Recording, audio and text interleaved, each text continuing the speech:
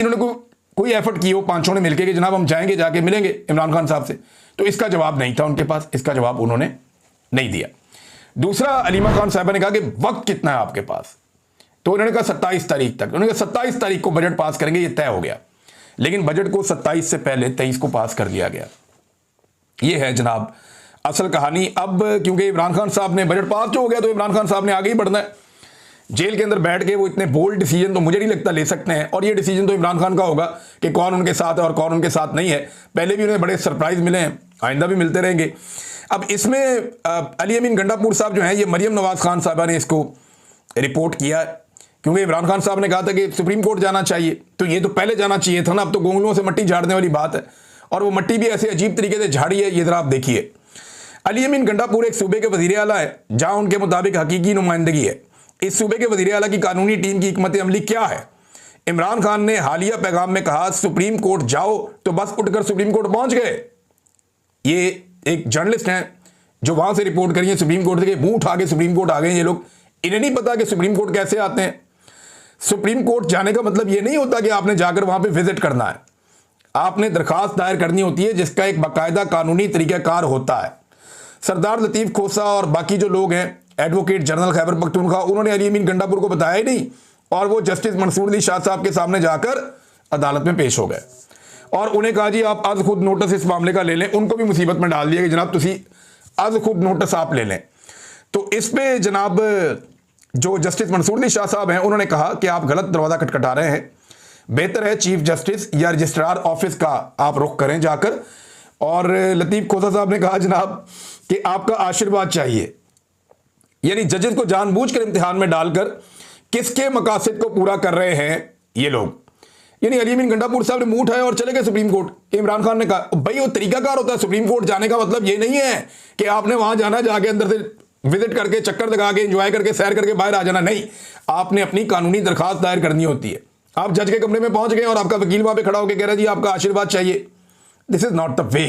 ये कोर्ट है, court of law है, और चले वहां इंसाफ नहीं मिल रहा, बहुत घिनौनी साजिश हुई है अदलिया के खिलाफ, लेकिन इसके बावजूद एक प्रोसीजर तो होता है ना, तो इस लेवल पे पता होना चाहिए कि प्रोसीजर क्या है। बहरहाल बाद में ये खबर आती है कि अली अमीन गंडापुर साहब ने दरखास्त दायर कर दी है और इमरान खान से मुलाकात के लिए बाज़ाब्ता तौर पर दरखास्त दायर की, और उसमें यह कहा गया कि इमरान खान साहब से मुलाकात करवाई जाए। और इसमें अली अमीन गंडापुर साहब ने एक और बात भी की है। उन्होंने कहा जी इमरान खान साहब की जो उन्होंने खत लिखा था चीफ जस्टिस को, तो चीफ जस्टिस ने कहा था कि उसके साथ सबूत मुंसलिक है, एतराफ़ किया था, तो उस मामले के ऊपर भी अभी तक किसी किस्म का कोई एक्शन नहीं हुआ। तो नाज़रीन ये है वो पूरी कहानी जो मैंने आपके सामने रख दी है। ये है लुब्बे लुबाब कि ये सारा कुछ ऐसे हुआ अपनी हुकूमत बचाने के लिए। वो चारों ग्रुप जो दिन रात एक दूसरे से लड़ते हैं और हर ग्रुप ये कहता है कि वो ज़्यादा इमरान खान का वफादार है, इन चारों ने मिलकर खैबर पख्तूनख्वा की हुकूमत को इसलिए बचाया कि हुकूमत जाते हुए वो नहीं देख सकते, और उन्हें यह लगता है कि अगर ये हुकूमत चली गई तो इमरान खान साहब का और सियासी तौर पे वैसे भी उन सब का बहुत बड़ा नुकसान हो जाएगा।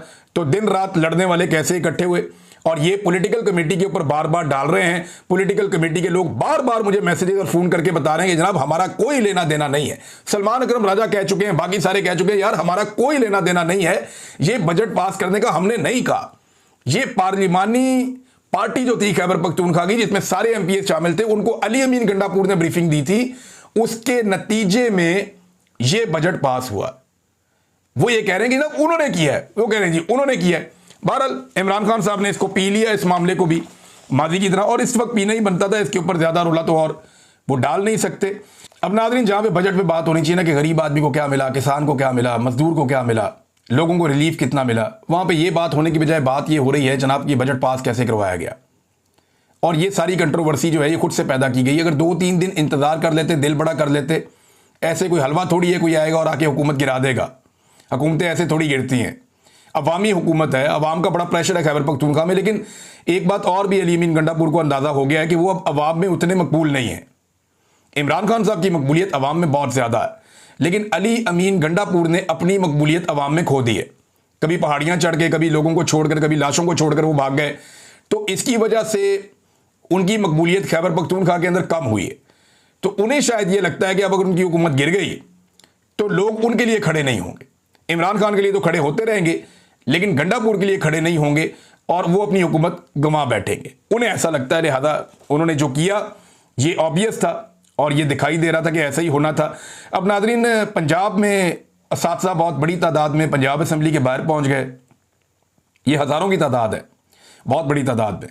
मुतालबा वो ये कर रहे हैं जी कि हमारी तनख्वाहों में और पेंशनों में 50% तक इजाफा किया जाए, हमारे अलाउंसेस भी बढ़ाए जाएं। देखिए, महंगाई जिस शरह से बढ़ी है, इस तरह से पाकिस्तान में लोगों की तनख्वाहें नहीं बढ़ी, लोगों की आमदन नहीं बढ़ी, उसकी वजह से लोग परेशान हैं। यास्मीन राशिद साहबा ने खत लिखा, उन्होंने कहा जी कि पंजाब के बजट में आवाम के लिए कुछ नहीं है। गुज़िश्ता 2 सालों में सूरत हाल मजीद बिगड़ गई है। 44% लोग गुर्बत की लकीर से नीचे चले गए हैं। 26वीं तरमीम के बाद इंसाफ की उम्मीदें ख़त्म हो गई हैं। और इन तमाम मुश्किलात के बावजूद जो टिकटॉकर वज़ीर आला हैं, उन्होंने 40 अरब रुपए अपनी ज़ाती तशहीर पर खर्च कर डाले हैं। हमारे मुल्की हालात अब बनाना रिपब्लिक से भी गए गुजरे हैं, अल्लाह हमारी मदद करे। ये डॉक्टर यास्मीन राशिद साहबा ने और भी बहुत कुछ लिखा, बड़ी डिटेल है उनके इस लेटर के अंदर जो उन्होंने जेल से खत लिखा। लेकिन देखें, कुछ चीज़ें पाकिस्तान तहरीक इंसाफ को बतौर अपोजिशन करनी चाहिए थी जो उन्होंने नहीं की। जहाँ पे हम हुकूमत को याद दिलाते हैं कि उन्हें अवाम का ख्याल रखना है, उन्हें अवाम की उमंगों के मुताबिक आगे चलना है और अवामी जज्बात हम हुकूमत तक पहुँचाते हैं, तो अपोजिशन के लिए भी कुछ रिस्पॉन्सिबिलिटीज़, कुछ जिम्मेदारियाँ होती हैं। देखें, किसान का इशू आया, इतना बड़ा इशू आया, किसान का बेड़ा गर्क करके रख दिया इस हुकूमत ने। पाकिस्तान तहरीक इंसाफ किसान के साथ खड़ी नहीं हुई, बयानात की हद तक खड़ी हुई, प्रैक्टिकली क्या किया? कुछ नहीं किया। पेट्रोल इमरान खान के दौर में 5 से 10 रुपए बढ़ता था तो अपोजिशन तिगनी का नाच नचाती थी, कुछ नहीं किया। बिजली और गैस की कीमतें जो इन्होंने कहा था कि 300 यूनिट तक हम मुफ्त कर देंगे, उनको दुगना तिगना 4 गुना तक ले गए। इसके ऊपर किसी किस्म का कोई हमने नहीं देखा कि कोई स्ट्रेटजी बनाई हो, किसी किस्म का कोई हुकूमत को टफ टाइम दिया हो, तो नहीं हुआ ऐसा। पानी का इशू, नई नहरें निकालने का इशू, इसके ऊपर पाकिस्तान तहरीक इंसाफ कहाँ थी? सिवाय मुखबरी करने के और बात बाहर निकालने के तहरीक इंसाफ ने कुछ नहीं किया इस पर। चीनी का स्कैंडल, इमरान खान के दौर में चीनी 80 रुपए किलो के करीब जब पहुंची तो पूरे पाकिस्तान में भूचाल आ गया था। इमरान खान को चीनी चोर डिक्लेयर कर दिया गया था कि ये जनाब माफियाज है। और आज वही चीनी 210 रुपए, और अभी अवाम की जेब के ऊपर 80 रुपए से ज्यादा का डाका डाला गया है फी किलो के हिसाब से। यानी पहले चीनी बहुत बड़ी मिकदार में पाकिस्तान से बाहर भेज के कमीशन कमा ली, फिर उसी मिकदार में पाकिस्तान में वापस मंगवाकर फिर कमीशन कमा ली, और महंगी करके अवाम की जेब पे एक और डाका भी डाल दिया। इसके ऊपर पाकिस्तान तहरीक इंसाफ कहां है? कोई बात की है या किसी तरह खुलकर सामने आई है, या इस माफिया को बेनकाब किया है, या इसके ऊपर कोई हिकमत अमली बनाई है अवाम के साथ मिलकर? कुछ भी नहीं। गंदम का स्कैंडल आया, अरबों रुपया पाकिस्तानी कौम का जो है वो उड़ा दिया इन्होंने, और डॉलर्स के अंदर उड़ा दिया इन्होंने, कुछ नहीं इन्होंने किया। जाती तशहीर के ऊपर जितना पैसा ये हुकूमत खर्च कर रही है, इसके ऊपर पाकिस्तान तहरीक इंसाफ की हिकमत अमली जीरो। तो जो अपोजिशन के वो काम हैं जो उन्हें करने चाहिए अवामी उमंगों के मुताबिक, वो काम पाकिस्तान तहरीक इंसाफ नहीं कर रही। मैं सीरियसली आपको कह रहा हूं, इनके पास बहुत मार्जिन है। इतनी नालायक, नकम्मी, नकट्टू ऐसी हुकूमत कभी आपको नहीं मिलेगी। ऐसी हुकूमत जिस अपोजिशन को मिल जाए, वो अपोजिशन तो नाक में दम कर सकती है, लेकिन अपोजिशन इसके ऊपर काम ही नहीं करती।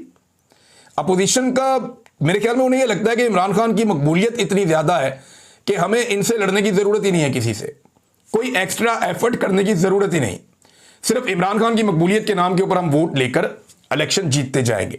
और इस हुकूमत को एक तरह से क्लीन चिट दी हुई है मौजूदा अपोजिशन ने, और वो उनको टारगेट ही नहीं कर रही। यानी ये हुकूमत अभी भी इमरान खान को, पीटीआई को, इनकी साबिका हुकूमत को उन चीजों के लिए टारगेट करती है जो उन्होंने की नहीं।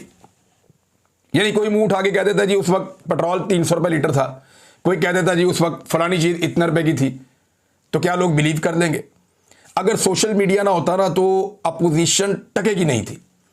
पाकिस्तान तहरीक इंसाफ ने अपोजिशन करने के मामले में पाकिस्तानी अवाम को काफ़ी मायूस किया है।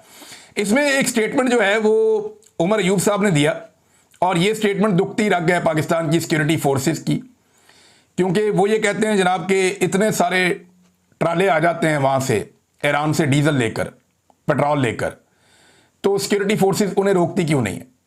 देखिए, ये गैर कानूनी स्मगलिंग हो रही है ना ईरानी तेल की, वो पाकिस्तान में आ रहा है।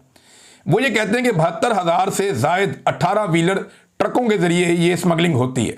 72,244 ट्रक, वो कहते हैं जी 18 व्हीलर, ये 26 पुलों के ऊपर से गुजर के पाकिस्तान में आते रहते हैं। लेकिन सिक्योरिटी फोर्सेस इन्हें क्यों नहीं रोकती? क्या वो इस स्मगलिंग का हिस्सा है? क्या इसमें सारे अपना अपना हिस्सा वसूल करते हैं? एक्चुअली वो ये इशारा करते हैं, बार बार उमर अयूब साहब ये बात करते हैं, क्योंकि ये पाकिस्तान की सिक्योरिटी फोर्सेस की दुखती रग है, ये स्मगलिंग तेल की नहीं रुकती, वो इसके ऊपर बात करते हैं। लेकिन बाकी चीज़ों पे बात करनी चाहिए, अवामी इश्यूज के ऊपर बात करनी चाहिए। जब आप अवामी इश्यूज पे बात नहीं करते तो अवाम आहिस्ता आहिस्ता इर्रेलिवेंट हो जाती है आपकी नज़र में, और आप इर्रेलिवेंट हो जाते हैं अवाम की नज़र में।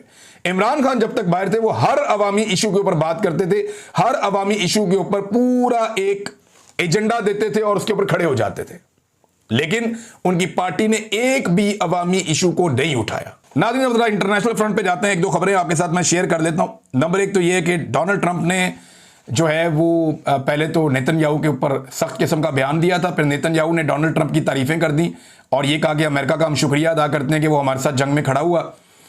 अब डोनाल्ड ट्रंप ने कहा है जनाब कि जंग के आखिरी दिनों में इसराइल को बड़ी मार पड़ी है, ईरानी लोग शानदार हैं, बशमूल ईरान, ये सब के लिए बड़ी कामयाबी है कि जंगबंदी हो गई है। तो डोनाल्ड ट्रंप जनाब जंगबंदी को सेलिब्रेट कर रहे हैं, और इसके बावजूद एक स्टेटमेंट जो है वो मैं पढ़ रहा था मलिया लोधी साहिबा का, और उन्होंने बड़ी इंपॉर्टेंट बात की। उन्होंने कहा कि 8 मरतबा ऐसा हुआ है कि फ़लस्तीनियों के लिए जब आवाज़ उठाई गई कि जनाब जो हमला किया इसराइल ने वो गलत किया है, तो डोनाल्ड ट्रंप ने इसराइल को सपोर्ट किया फ़लस्तीनियों के मुकाबले में, निहत्ते फ़लस्तीनी है। तो ऐसे शख्स को अमन के नोबेल प्राइज़ के लिए कैसे नामजद किया जा सकता है? ये मलिया लोधी साहिबा ने बड़ी जायज़ बात की है। और एक चीज़ और, अमेरिका की जानिब से यह भी कहा गया कि ये जो हमारी इन्वेस्टिगेशन लीक हुई है, या ये जो राज बाहर निकाले गए हैं कि ईरान की जौहरी तनसीबात को तबाह किया गया या नहीं किया गया, वो इसको एक समझते हैं कि ये ब्रीच किया गया है और इसके खिलाफ शायद वहाँ पे कार्रवाई की जाए। लेकिन ये खबरें अखबारों में छप चुकी हैं कि ईरान की जो एटमी तनसीबात हैं उन्हें जिस किस्म के नुकसान पहुँचाने का दावा किया गया वैसा नुकसान वहाँ पर पहुँचा नहीं है। अब तक इतना ही, अपना ख्याल रखिएगा, अपने इस चैनल का भी। अल्लाह हाफ़िज़।